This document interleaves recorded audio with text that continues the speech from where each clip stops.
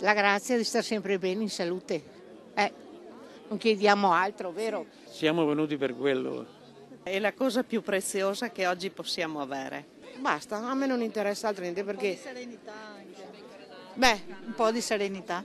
Siamo consapevoli dei pericoli che ogni giorno corriamo purtroppo nella vita e soprattutto io che sono una nonna mi preoccupo sia per i miei figli come per i miei nipoti e vedo tutto nero. Mi dispiace per i miei nipotini perché io ho visto che quando hanno dei figli come me, che ho figli che veramente valgono, se li vorrebbero portare all'estero. Io è un caso che mi sono ritornata in Italia, perché anche i miei hanno insegnato in America, perché lì ti danno un pezzo di pane e qui se sei più bravo sei trattato malissimo, perché non devi essere superiore agli altri. Questa è una cosa che io non sopporto. Mi vengo a pregare per tutta la mia famiglia e i miei nipoti e prego che i 4 manigoldi che sentai al Parlamento il resta tutti senza gambe e chissà chi che cava i vitalizi e chi vive con 600 euro al mese come hanno altri pensionati. Chi se vergogna?